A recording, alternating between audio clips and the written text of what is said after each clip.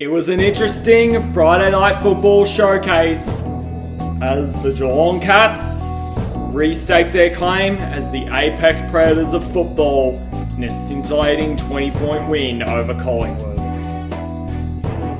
Now, getting into the game, it was very interesting first quarter. Like, the start, Geelong could have not started off better. Like, all week we were saying, like, full pressure. Like, we wanted to see Collingwood just put on more pressure. Make the opposition have to try a little bit harder to be able to score from their defensive half. But in the first 18 seconds, like, legitimately straight into the game on Friday night, Geelong made that look like they had no work whatsoever put into it at all, as they just... Shannon Neal scored a goal so quickly, and like Geelong's forward scoring half in that first scintillating minute looked just ridiculous, looked off the charts, and you just thought from that point they're going to bowl it out. They're going to bowl it out here. Like, that's what you really thought.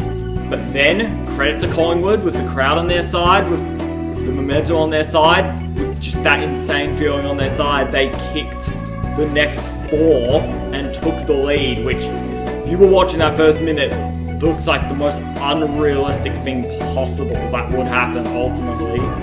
And after that, we had ourselves a game. It was back and forth all throughout.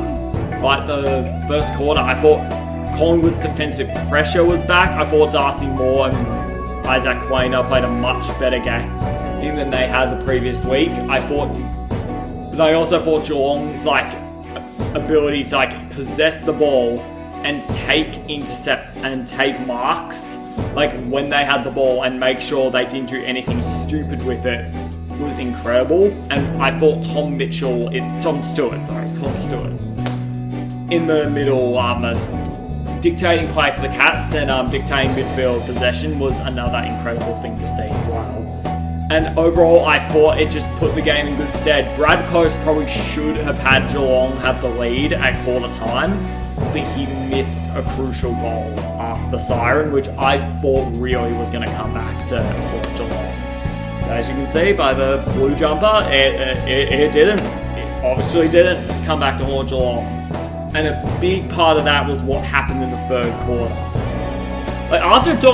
Geelong dominated the second quarter, but I feel like they didn't put it on the scoreboard enough.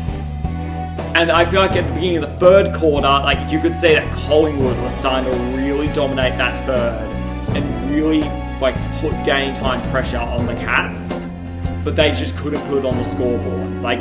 Jamie Elliott had some big goals, and he was a massive in for the Pies to see him come back, but it just felt like it wasn't enough.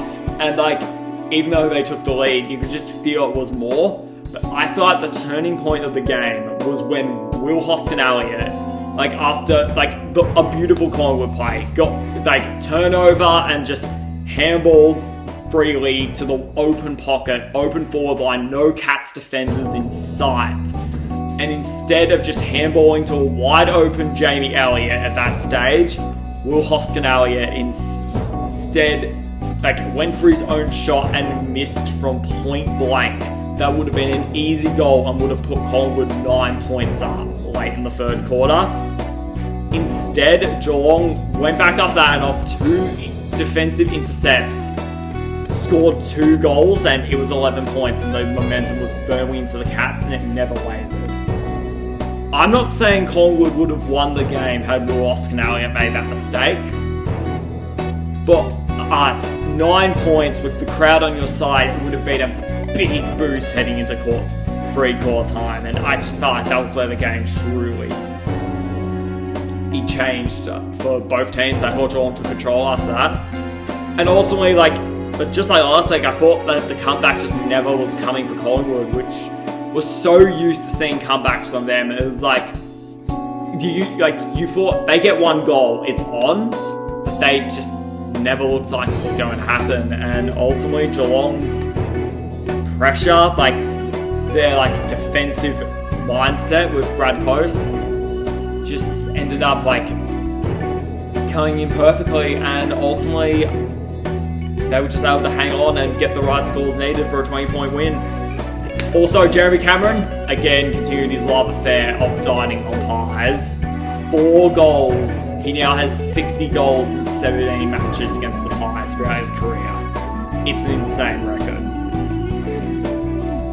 So yeah, for the Cats, it's a massive win. If they lost this, they could have dropped to 10th, but now they are second on the ladder going into today's Saturday slate, and they are feeling good about themselves. Like, they've got 3 matches at GMHBA left. They're really feeling like they've got that tight hold on top 4 now, and man, they're feeling so excited about a season that looked done during that little losing streak. Chris Scott always said they weren't playing as bad as they said, and you can see that throughout their play.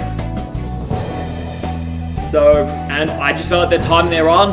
It's one to watch out for the rest of the competition, because I just feel like the Cats, and they are masters at this, they are timing their run to September once again. So, a massive credit to them, just phenomenal organisation. For Collingwood, I thought that things are getting rough. Time's starting to run out for them. It's quite the opposite story. I don't think they're going to win the flag. I don't think they've shown that they're good enough to win the flag. And with their draw coming up, it is just brutal. They've got Hawthorn next week, who if they beat Fremantle will probably go in as favourites. Richmond they should win. Then Carlton, Sydney, Brisbane, Melbourne in a row. All brutal games.